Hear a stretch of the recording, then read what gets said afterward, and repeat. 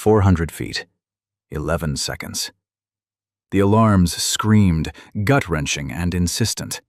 Behind her, a titan of combat medicine was bleeding out. Ahead, a death-defying landing no one had ever attempted. The choice: land now, or push a crippled bird through hell for a single chance at life. Would you choose protocol or a prayer? The humid breath of the coastal reach stirred just before dawn. Salt-laced air, thick with the scent of damp earth and distant tidal flats, offered no relief to the solitary figure on the tarmac. Anya Kestrel sat on a metal bench, hands wrapped around a thermos, the pre-dawn quiet broken only by the faraway thrum of container ships navigating the shipping channels. 30 feet away, the EC-145 medical helicopter waited, rotors tied down, its white and orange livery catching the first anemic blush of sunrise. Anya watched it with the silent intensity of a sentry. The rhythmic hum of its engines, even now in stillness, was a language only she truly understood. At 36, Anya possessed a quiet competence that belied her rank as the youngest flight nurse at Coastal Air Medical. Her frame was compact, athletic, her skin darkened by sun that tasted of distant tropical winds. A tight black braid disappeared beneath her flight helmet. A faint, jagged scar traced her left jawline, a detail she dismissed as a kitchen accident. Only the small plumeria tattoo behind her right ear, touched in moments of forgotten introspection, hinted at another life. She wore nearly invisible hearing aids, tucked beneath her headset's padded cups. Every morning, before coffee, before briefing, before anything, she adjusted them, testing against the silence, trying to coax the world into sounding right. It never was. Not exactly. Not since the echoes of a different sky had silenced so much of her past. But the helicopter always sounded right. Captain Marcus "Rooster" Thorne, barrel-chested and carrying a gas station biscuit, emerged from the hangar. His voice, thick as Georgia mud, cut through the morning stillness. "Early again, Nightingale? Shift doesn't start till 06:30. Anya offered a practiced, automatic smile that never quite reached her eyes. "Couldn't sleep." Rooster bit into his biscuit, crumbs dusting his flight suit. "You never sleep. 8 months I haven't seen you yawn once. Either you're a robot, or you're running from something. Too polite to ask which." He received no answer, only a tightening of her grip on the thermos. Their flight paramedic, Zeke Okafor, arrived with the unburdened energy of a man who hadn't yet learned the world's cruelties. He was Anya's crew partner, Nigerian-American, first generation, his wide enthusiasm a stark contrast to her contained calm. As they moved through the pre-flight checks, equipment, radios, a meticulous walk-around, Anya asked questions about fuel state, hydraulic pressure, rotor RPM. Rookie questions. Simple questions. Rooster answered patiently, but a quick glance over Anya's head to Zeke conveyed an unspoken understanding. She knows the answers before I open my mouth. And she did. She knew the EC-145 the way a musician knows a borrowed instrument. Not her own, but close enough. Her instrument had been an MH-60M Blackhawk, played in the dark, in dust, in places where the sky and ground both tried to kill you. The air in the conference room at Oak Haven Trauma Center carried a different kind of tension. Victoria Stanhope arrived in a white luxury vehicle, radiating the cold confidence of corporate power. Her title? Regional Claims Director for Veritas Shield Insurance Group. Her mission? To stem the bleeding of the Air Medical Program's quarterly margins, preparing her company for a massive IPO. Every denied claim, every program shut down, fattened the prospectus. She didn't see patients. She saw line items. Within days, she was a surgical instrument in the hospital's operations, a relentless presence at flight briefings, transport reviews, her spreadsheets translating human lives into cost-per-mile calculations. She developed a particular interest in Anya Kestrel's transports. Miss Kestrel, Victoria's voice, flat and unyielding, sliced through the conference room's stale air. I've reviewed your last 12 transports. 7 of them could have been handled by ground ambulance. That's 340,000 credits in unnecessary expenditures. She looked up, her gaze devoid of empathy. Can you justify that? Or should I be talking to someone with more experience? Anya sat across the table, hands folded, face neutral. She had faced down Army colonels and Joint Special Operations Command generals. Victoria Stanhope's manicured contempt simply did not register. Every one of those patients met air transport criteria, Anya replied evenly. Mechanism of injury, time sensitivity, distance to trauma center. I can walk you through each case. Victoria's thin smile offered no warmth. I'm sure you can, but Veritas Shield's medical algorithm disagrees. Then your algorithm is wrong, Anya stated. The silence that followed was heavy, laden with unspoken threats. Over the next 2 weeks, Victoria tightened the noose. She attended every flight briefing, questioning every transport decision in real time. She flagged Anya's pre-flight questions as performance concerns, oblivious that Anya's meticulousness was a carefully constructed mask for a depth of expertise no one knew. What would you do in that silence, when you know the truth, but the system is rigged against it? Then, Mrs. Lucille Beaumont, a 73-year-old retired schoolteacher, suffered a massive stroke. The ground paramedics called for air transport. Anya and Rooster were airborne within minutes, finding Mrs. Beaumont on a church floor surrounded by fervent prayers. She needed a thrombectomy, and she needed it in the next 40 minutes. Anya worked with a precision that silenced Zeke, initiating advanced neurological protocols with the calm efficiency of someone who had once done this while avoiding surface-to-air missiles. They landed on Oak Haven's rooftop helipad with 4 minutes to spare. Mrs. Beaumont would walk again. She would sing again. But the next morning, Victoria Stanhope filed a formal complaint. The transport, her algorithm declared, should have been ground. Ground transport would have meant permanent disability or death. The algorithm had no column for that. Colleen Marsh, the chief nursing officer, a woman 2 years from retirement, called Anya into her office. Anya, I know this feels unfair, but sometimes we have to make hard choices for the good of the program. You'll be reassigned to the ER until the audit is complete. It's temporary. Anya stared at her, feeling the cold, precise fury that once gripped her when a military medical board declared her unfit to fly. You're grounding me, Anya said. Colleen flinched. I'm reassigning you. It's different. It wasn't. Anya knew exactly what being grounded felt like. She had been living it for 6 years.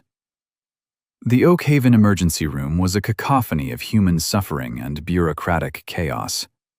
Anya was competent, more than competent, yet every 40 minutes a helicopter would take off or land on the roof. The rotor wash would thump through the ceiling tiles like a heartbeat, and Anya would stop mid-IV, mid-chart, mid-sentence, and look up. The metallic whine of the turbine, the rhythmic thudding of the blades, these sounds were a visceral ache, a constant reminder of the sky she no longer commanded. Her wings were clipped, yes, but the storm was only just beginning. The Oak Haven emergency room was a crucible of raw humanity. Savannah in late summer offered its usual parade: heat exhaustion, barroom brawls spilling from River Street, tourists underestimating the marine life in nearby tidal waters, and the relentless, heartbreaking stream of uninsured patients who sought sanctuary because they had nowhere else to go. Anya Kestrel moved through the chaos with quiet, surgical efficiency. Dr. Rashid Ansari, the attending physician, remarked after her second shift that she was the most overqualified nurse he'd ever worked with, and he'd trained at prestigious medical institutions. Yet, every 40 minutes, the ceiling tiles above Anya's head would thrum with the familiar thump, thump, thump of rotor wash as a helicopter ascended or descended from the rooftop helipad. And every time, mid-IV, mid-chart, mid-sentence, Anya would stop. Her gaze would lift, fixed on the ceiling, as if she could pierce the concrete and steel to see the sky she no longer belonged to. On her third day in the ER, Zeke Okafor found her during his break. He carried 2 coffees, the institutional brew tasting vaguely of burnt plastic and regret, from the flight crew lounge.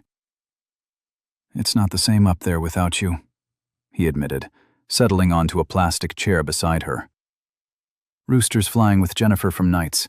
She's good, but she panics when the turbulence hits. You never panicked." Anya lied, the words practiced, automatic. "I don't like turbulence either." Zeke set his coffee down, his gaze unwavering. For weeks he'd been watching her, a puzzle piece he was close to finding. "Anya," he began, his voice dropping, serious. "I was a combat medic. Did a tour in a war-torn country when I was 21. Only 8 months, never saw anything like what the older guys talked about. But I saw enough." He paused, letting the weight of the confession hang in the air. "I know what combat medicine looks like. And what you did on that Beaumont transport, the way you packed that IV, calculated the dosing in your head, didn't even flinch when her pressure bottomed out. That wasn't nursing school. That was something else. Where did you learn that?" Anya wrapped both hands around her coffee cup. The warmth was grounding, a small anchor in the swirling unease. She considered lying, a skill honed over 14 years of classified operations. "A little school out west," she thought, the standard reply. But something held the words in her throat. She said nothing. Zeke nodded slowly. He didn't believe her, but he didn't push. He understood the unspoken code of silence, the weight of secrets carried by those who had seen too much. What would you do in that silence, when you know someone is seeking the truth you've spent years burying? That night, alone in her apartment above the bookstore, Anya sat on the living room floor. In her lap lay a pair of worn leather flight gloves. They belonged to Sergeant Yarek Shadow Volkov, her crew chief. Brown leather, creased at the knuckles where his hands, always larger than hers, had gripped the crew chief's handle during 3 years of Nightstalker operations. She could still smell the leather, the faint scent of kerosene and copper from the Black Hawk cabin. She could still hear the sound the anti-tank projectile made when it hit. Her phone buzzed. Her grandmother, Anya Kestrel, called every Sunday at 7. It was 7:02. The phone rang once. Birdie's voice, warm and cracked, ancient. "Are you flying?" The same question, every week. Anya usually said yes. Tonight, the word caught in her throat. "No, Unitse," she whispered, using the Cherokee word for grandmother. "No, grandmother. They grounded me." Silence stretched across the line, heavy with understanding. Then, softly, Birdie spoke again. "The bird that doesn't sing is still a bird, Anya. She just hasn't found the right tree." Anya pressed her palm against Yarek's gloves and cried for the first time in months. Not the controlled, silent tears learned in the service. The real kind. The kind that sounds like something breaking open. The following week, Anya worked her ER shifts in silence, but her focus shifted. Victoria Stanhope's audit wasn't just affecting her, it was throttling the entire air medical program. Flight hours were slashed, crews were told to delay critical transports while insurance approval was sought. And patients were dying. Anya began to document, quietly, methodically, with the meticulous attention to detail of a woman who had spent 14 years writing after-action reports for Joint Special Operations Command. She pulled transport records, cross-referenced denial codes against patient outcomes, tracking the cold, hard numbers. 3 patients in the last 6 months had died because air transport was denied by Veritas Shield's algorithm. 3 people, 3 families, 3 funerals that didn't need to happen. She kept the documentation in a locked file on her laptop. She didn't know yet what she would do with it, but the anger was building.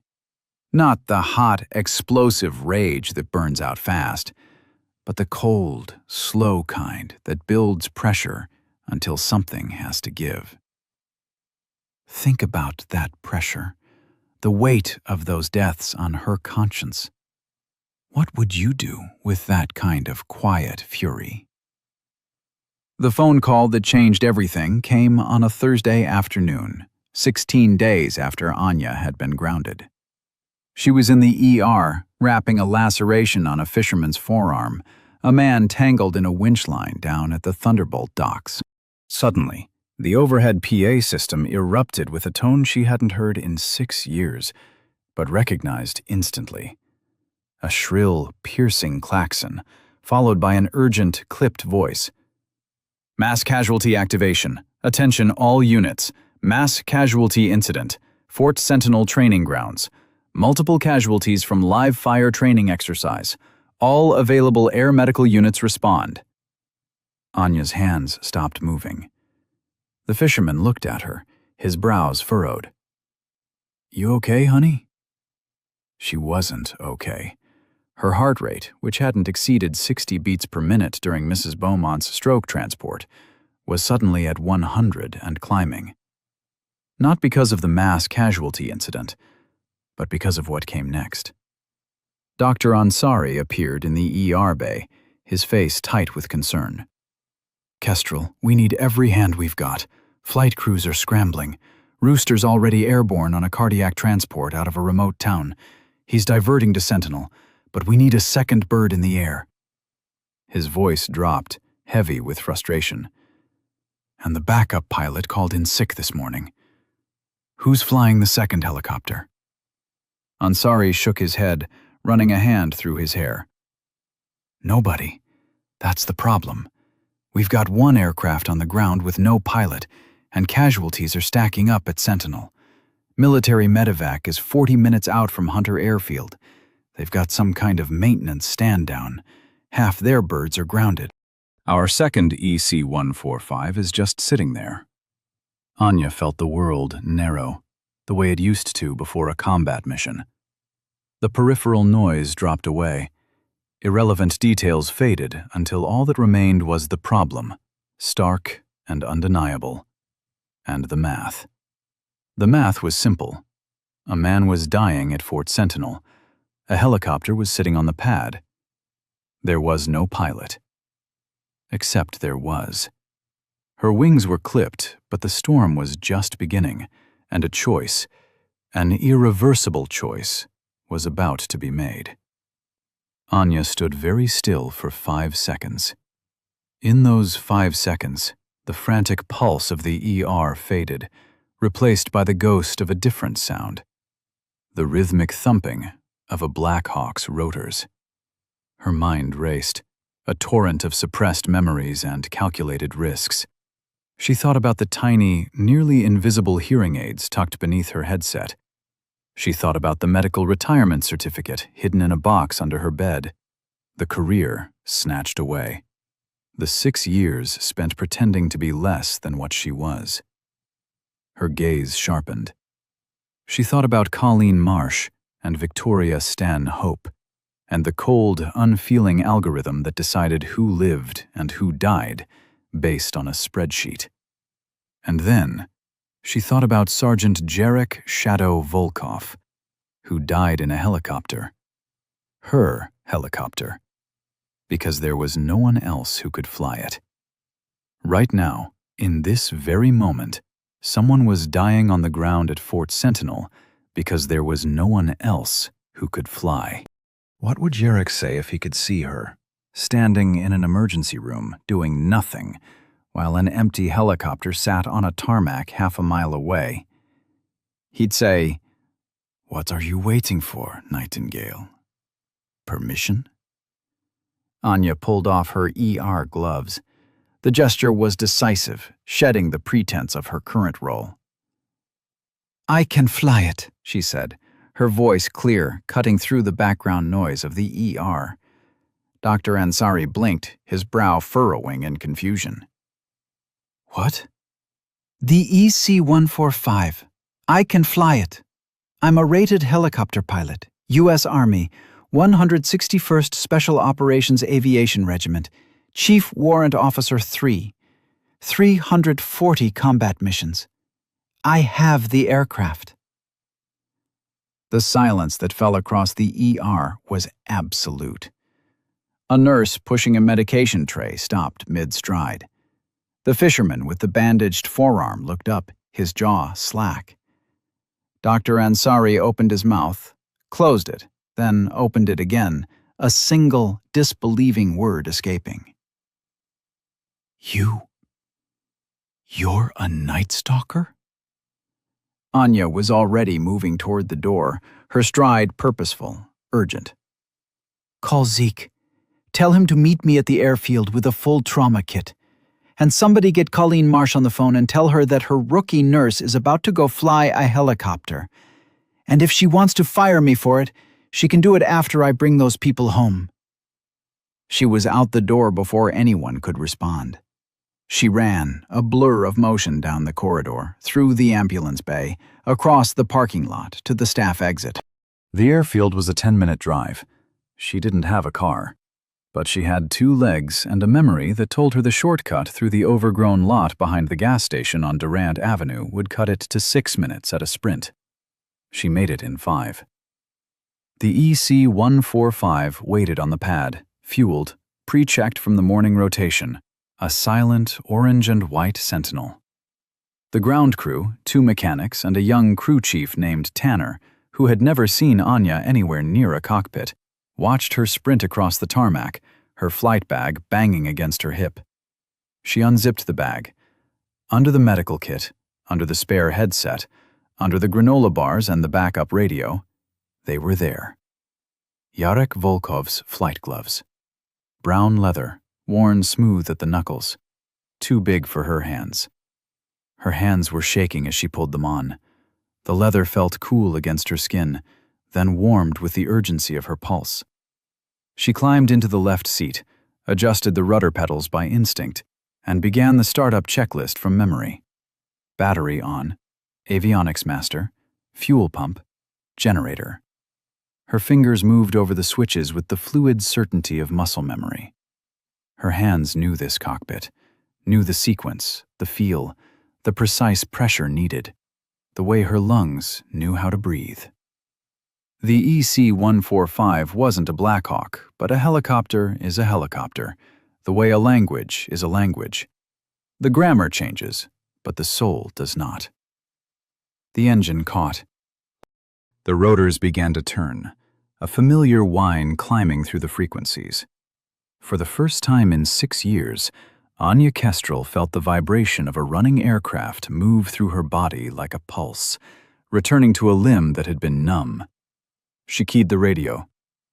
"Coastal 2 lifting off. I have the aircraft." Dead silence. Then Rooster's voice, distorted with disbelief, from somewhere over Fort Sentinel. "Nightingale? You can fly?" She pulled collective. The EC-145 lifted from the pad, smooth, controlled, the skids clearing the ground with the gentle precision of a hand lifting a glass. "Nightstalker," she said, her voice clear, resonant. "CW3, 340 combat missions. I have the aircraft." And then she was in the sky, where she belonged. The crosswinds hit her at 800 feet. The coastal reach in late summer threw weather like a drunk throws punches. Sloppy, unpredictable, harder than you'd expect. The wind off the Atlantic was gusting to 35 knots, pushing the EC-145 sideways over the marshes south of Oakhaven. Anya corrected with a pedal input so smooth that Zeke, strapped into the medic seat behind her, didn't even feel the aircraft shift. Zeke hadn't spoken a word since liftoff. He was staring at the back of Anya's flight helmet, at the tight braid tucked underneath, at the worn leather gloves on her hands.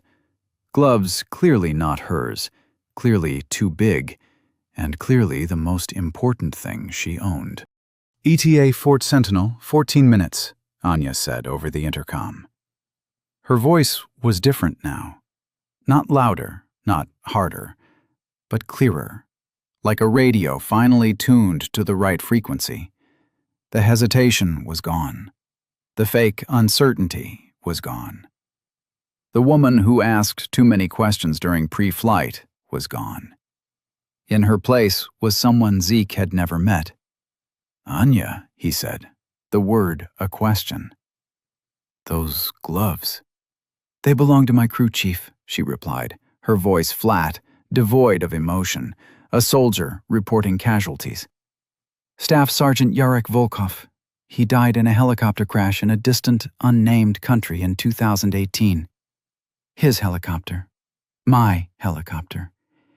He was a tribal elder from my father's reservation in the mountains. He was the best crew chief in the 161st, and I was the pilot who got him killed." She said it as a statement of fact, not an accusation. Because if you let the feelings in while you're flying, the feelings will fly the aircraft. And feelings don't know how to land. "You didn't get him killed," Zeke insisted. "I survived, and he didn't. That's close enough." Below them, the coastal reach scrolled past. Salt marshes turned gold by the afternoon light, the dark ribbon of the Oakhaven River, and then the flat utilitarian sprawl of Fort Sentinel, a sprawling military installation.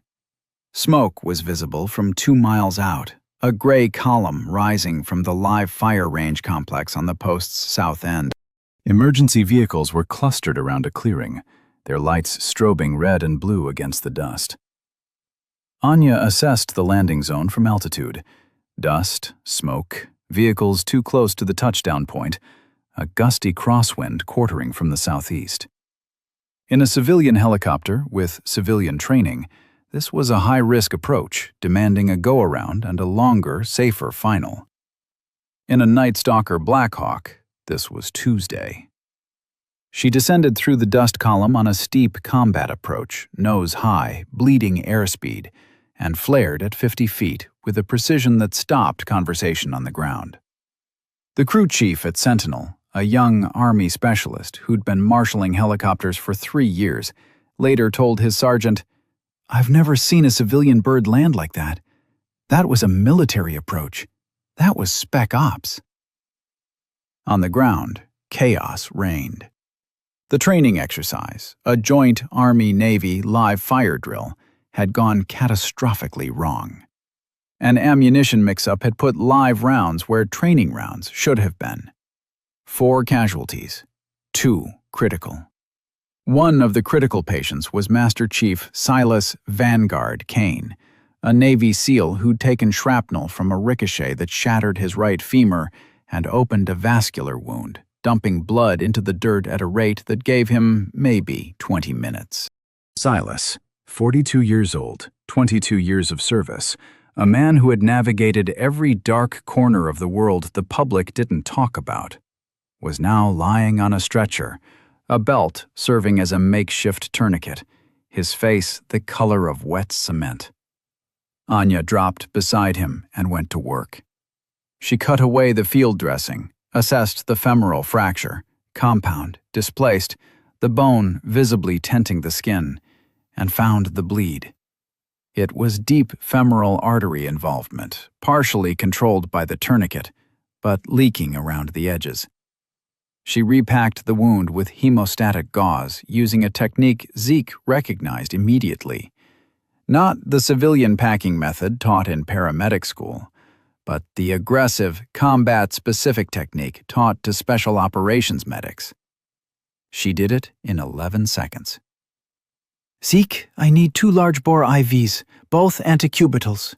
Run the fluid wide open. Get the O-negative hanging. She spoke in a command voice, calm, precise, carrying an authority that made every medic and soldier within earshot instinctively straighten up and obey. Silas, can you hear me? I need you to stay with me. We're going to get you to Oak Haven Trauma Center. You're going to be fine. Silas Kane's eyes were glazed, his consciousness flickering like a bad connection, sliding into hemorrhagic shock. But somewhere in the back of his brain, a part of him, forged in the worst places on Earth, was still awake, still listening. Load him, Anya ordered. We're airborne in 90 seconds.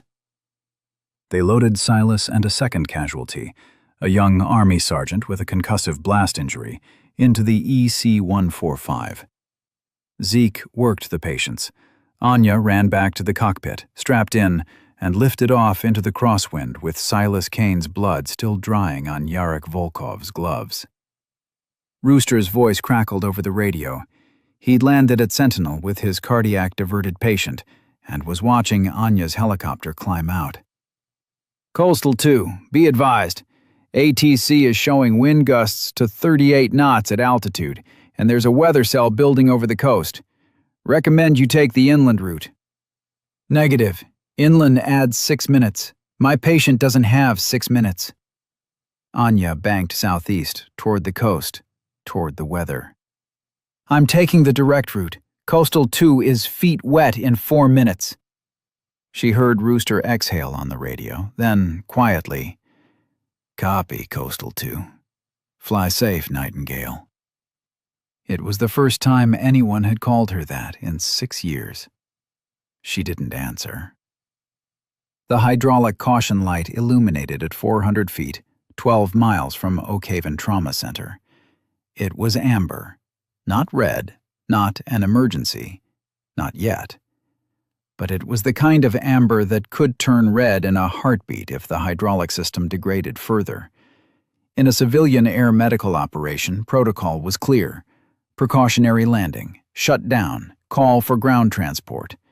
Safe, conservative, by the book. Anya had flown Blackhawks with hydraulic failures over jagged mountain ranges at night with no moon and 3 wounded operators in the back.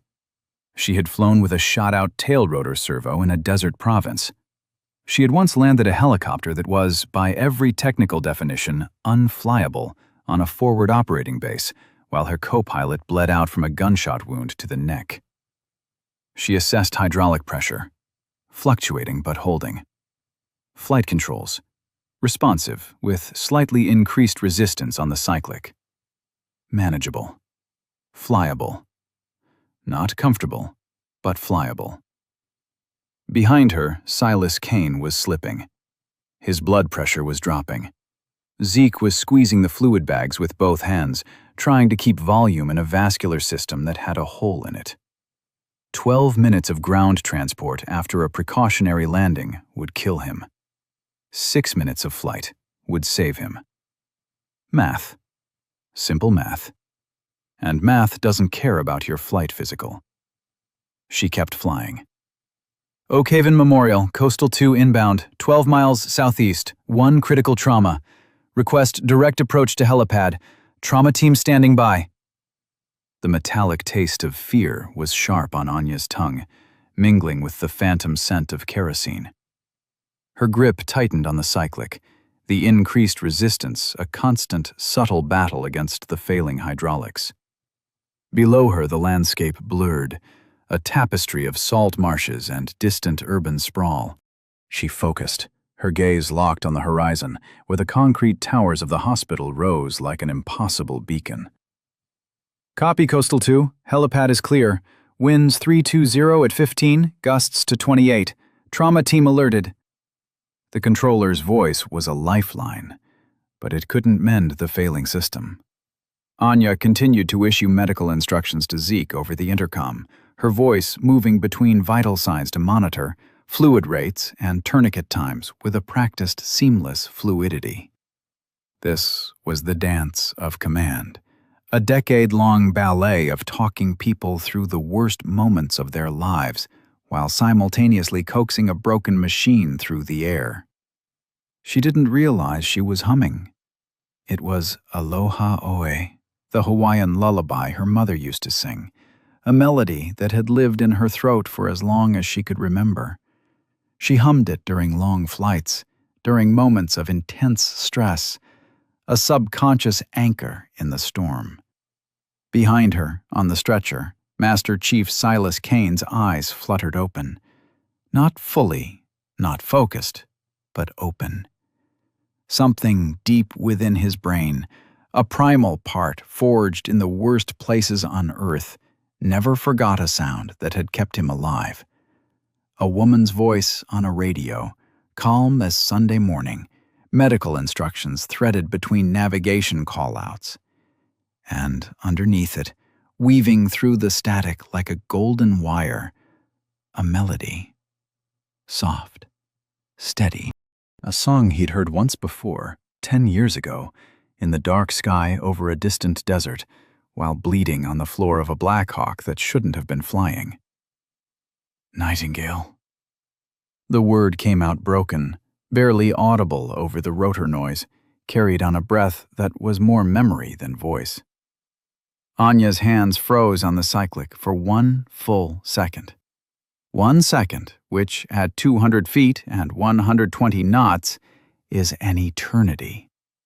Her humming stopped. Her breath hitched. The cockpit was silent except for the engine's strained whine, the howl of the wind, and the hydraulic warning still chiming amber. Then, she kept flying. The recognition, the impossible echo of her past, was a jolt. But the critical patient, the dying man behind her, commanded her absolute focus. She brought the EC-145 in over the Oak Haven River at 200 feet, the container ships sliding beneath her like the metal whales she watched from her apartment window every morning.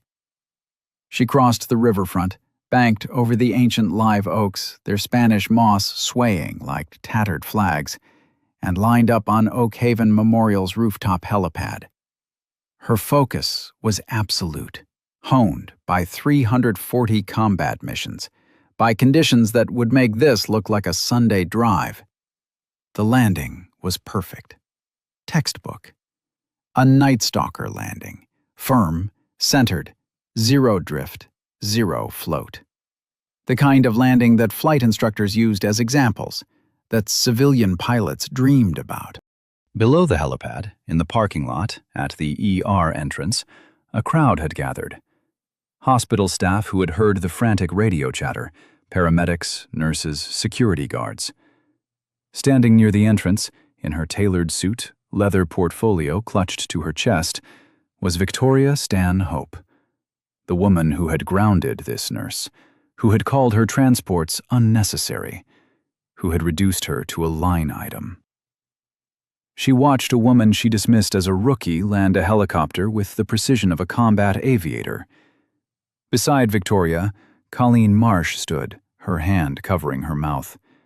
Her face held the slow, horrifying realization of someone watching their own house burn down, consumed by a fire of their own making. Silas Kane was rushed to surgery. The trauma team, already assembled on the helipad, took him the moment the rotors stopped turning. He was in the operating room within 4 minutes.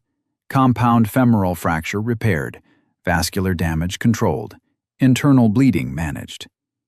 He would live. He would keep his leg.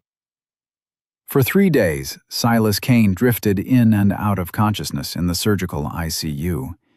He told the nurses fragments of a story they didn't understand. Something about a helicopter, a woman's voice, a song in the dark. They assumed it was the anesthesia. On the fourth day, he was fully conscious. The first thing he did was push down the sheet covering his right forearm and show the surgical resident a tattoo. A nightingale perched on the silhouette of a Black Hawk helicopter with the date October 14th, 2014, inked underneath in clean black letters. "Every man on that mission has this tattoo," Silas said, his voice raspy. "SEAL Team 3, Operation Ironclad. Our extraction helicopter took heavy fire.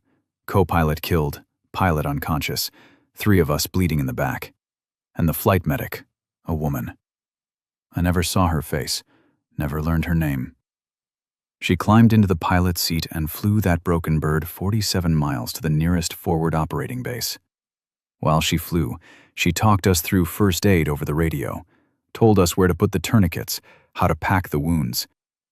And between the call-outs, she sang this quiet little song, like a lullaby." He looked at the resident, his eyes holding a decade of unanswered questions. "I've been looking for her for 10 years. The guys on my team, we call her Nightingale. And 3 days ago, she flew me in a helicopter for the second time. And I heard that voice, and that song, and I knew." He asked to see the flight nurse who brought him in. When Anya Kestrel walked into Silas Kane's room, she was wearing clean scrubs. Her hearing aids were visible now. She'd stopped hiding them after the flight, though she couldn't have told you exactly when or why. Yarek's gloves were in her hands, held with the gentleness of something she was finally ready to let go of. Silas looked at her.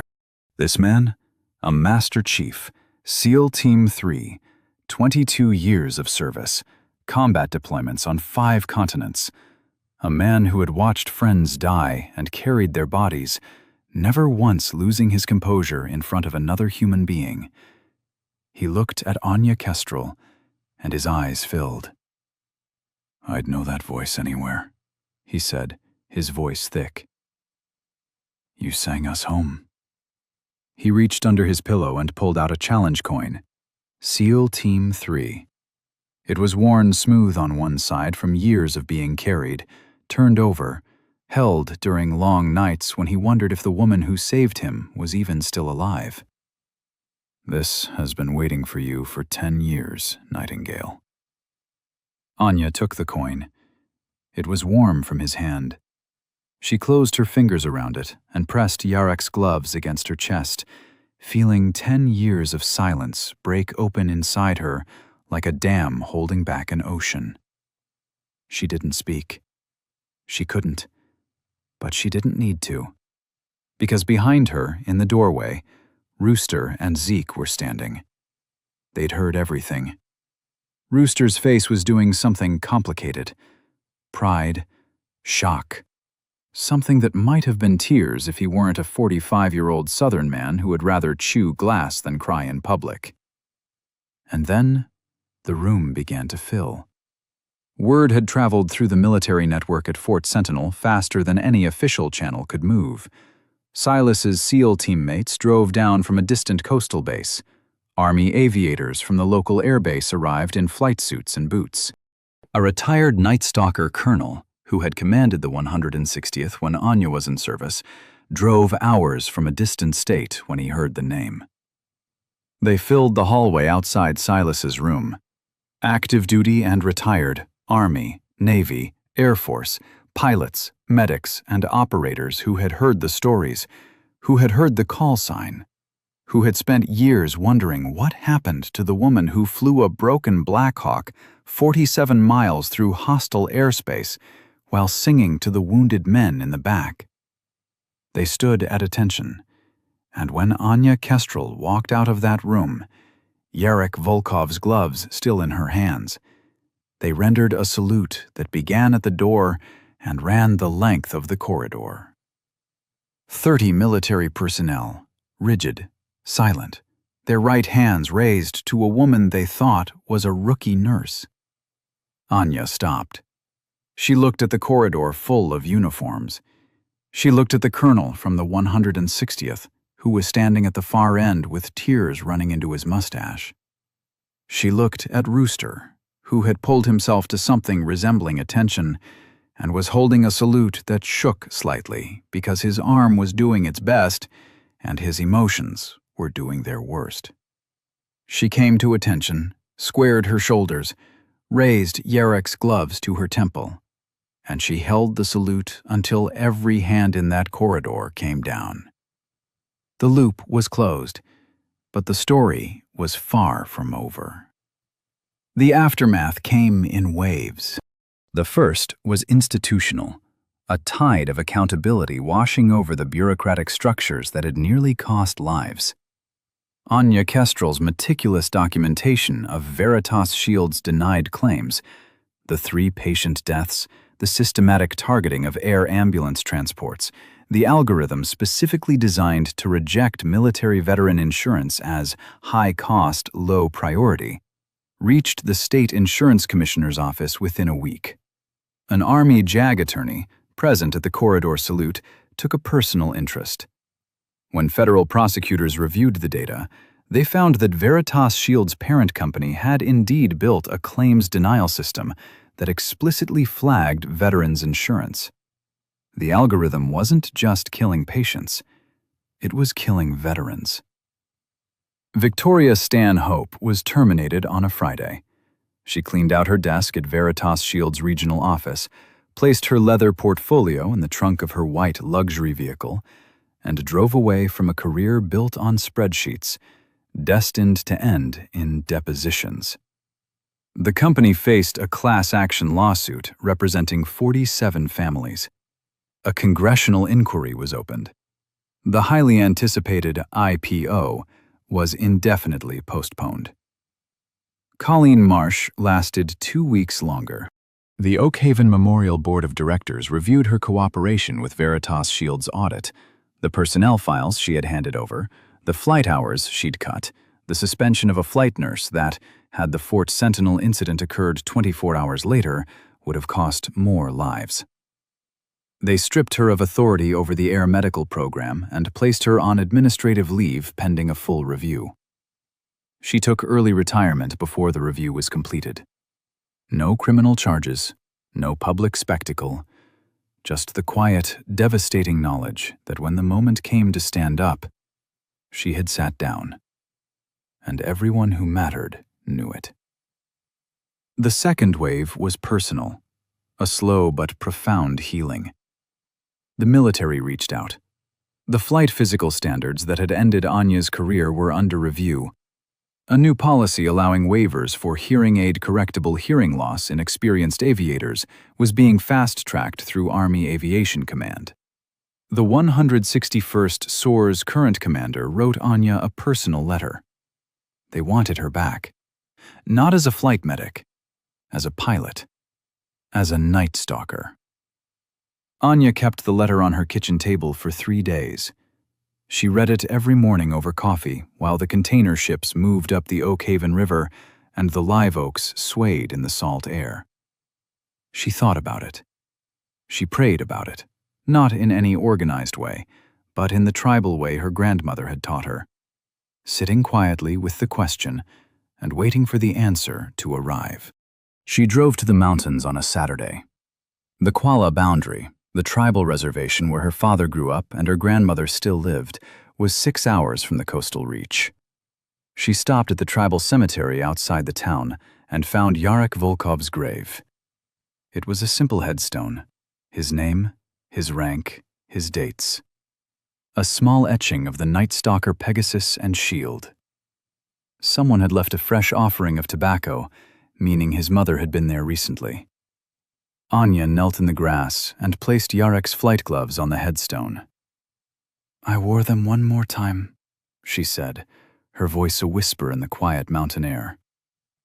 "I hope that's okay." She sat with him for an hour. She told him about Silas Kane, about the helicopter, about the corridor full of salutes. She told him about the hearing aids and the vertigo spells and the titanium plates in her skull that still set off airport metal detectors. She told him she was sorry. Not for the crash, not for surviving, but for taking 6 years to put the gloves on again. Then she drove to her grandmother's house. Anya Kestrel was on the porch, weaving a basket from white oak splints, a cup of tea balanced on the railing. She looked up when Anya's truck pulled into the gravel drive, and she smiled the way mountains smile when the clouds finally move.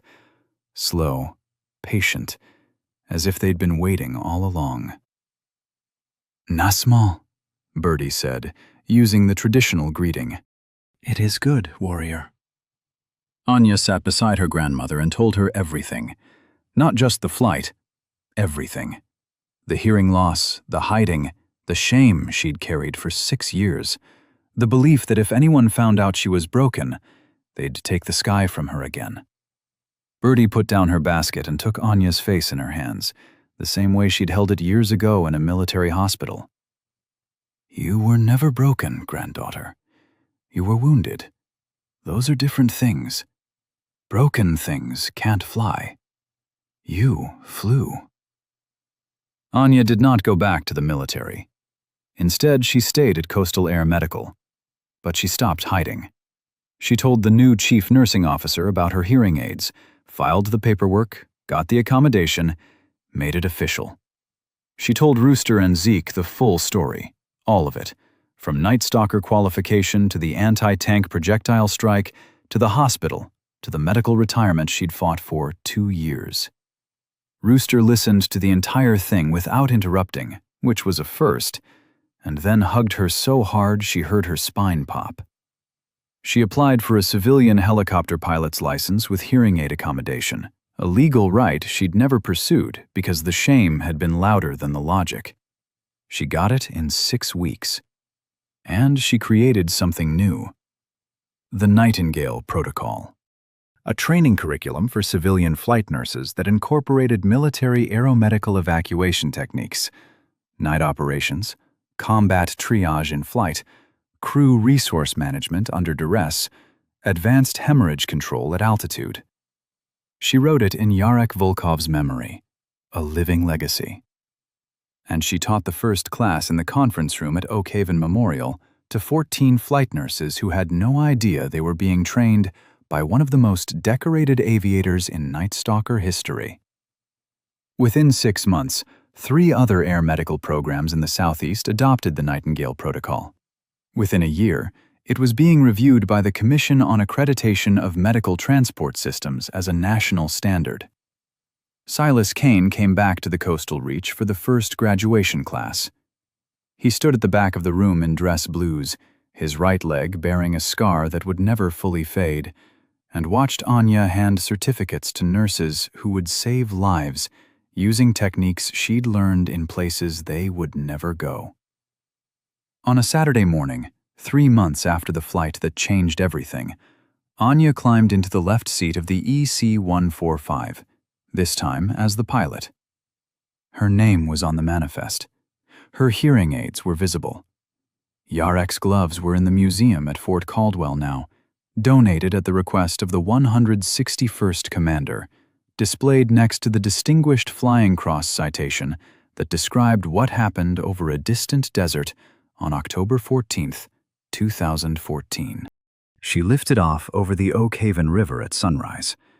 The Spanish moss on the live oaks caught the gold light.